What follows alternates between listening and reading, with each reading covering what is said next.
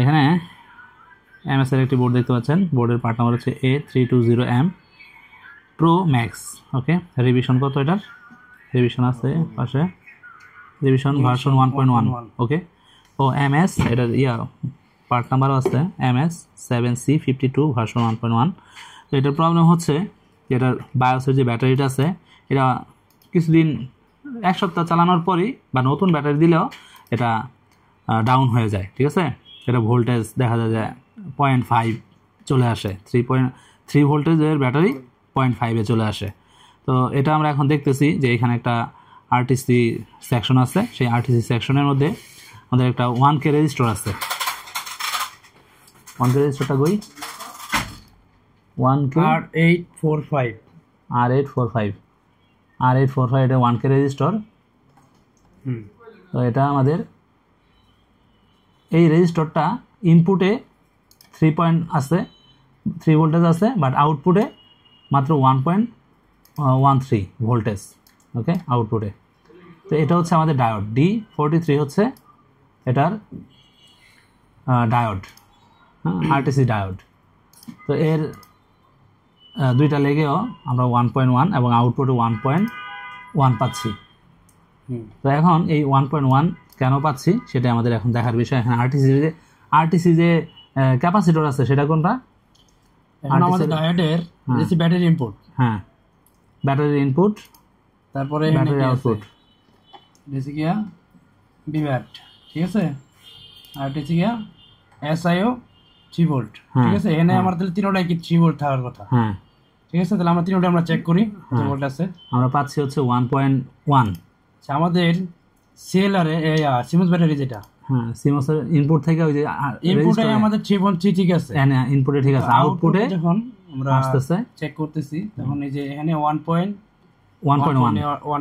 তারপর 1 ভোল্ট, মানে ভোল্টেজটা ধীরে ধীরে ড্রপ করতেছে। এখন এটাই আমরা সমাধান করব এখন। হ্যাঁ, তাহলে ওই ডায়োডের প্রবলেম না আরটিসি ক্যাপাসিটরের প্রবলেম? এখন যেহেতু ভোল্টেজ ড্রপ করতেছে, আমাদের পাওয়ার সাপ্লাই লাগানো নাই, তাহলে মনে করলাম আমাদের সব শর্ট থাকলো, আমাদের এই ডায়োডের ক্ষেত্রে সবগুলো শর্ট থাকলেও কিন্তু তখন কি যাচ্ছে সবগুলো 3.3 হয়ে যাবে কিন্তু, তাই না? এমন কিছু। তো তারপরে এখন আমরা পার্ট বাই পার্ট এই যে ডায়োড, তারপরে আইসি পাওয়ারটা লাগাই দেখি যে ইয়াতে কত আসে, তাহলে তো এটা অফ হয়ে যাব। আরটিসি এই ব্যাটারি অফ হয়ে যাব। ঠিক আছে, আমরা যদি পাওয়ার যখন দিব তখন এই ব্যাটারি অফ হয়ে যাব, তখন আমাদের ডায়োডের কোন পিনে কত ভোল্টেজ আছে এটা আমরা চেক করি। ঠিক আছে, এখানে আমাদের কোন জায়গায় ক্যাপাসিটর আছে? 4টা ক্যাপাসিটর। আমাদের বি ব্যাটারি কানেকশনগুলো দেখি আমরা। হ্যাঁ, যেমন এআইসির জন্য কয় number pin? 1 number pin V bat.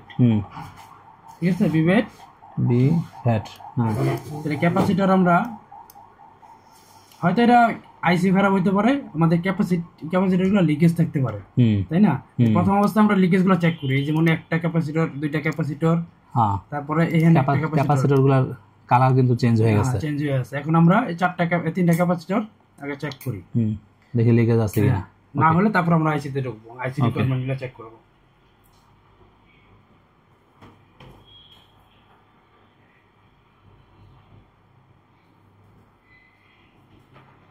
Voltage drop করবে না।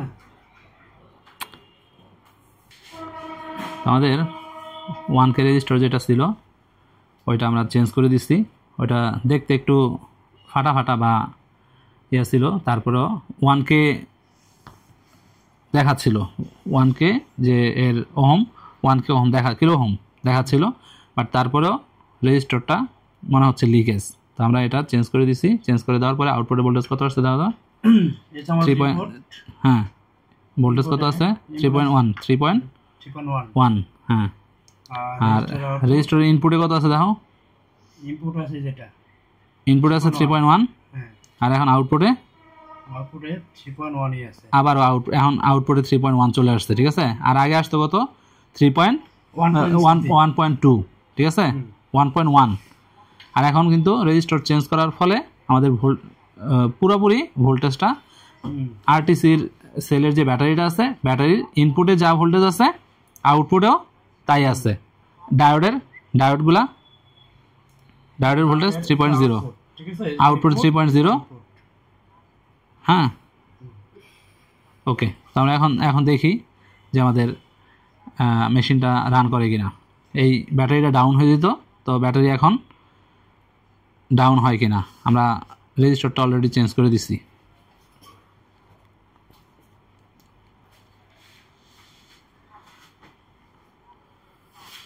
ওকে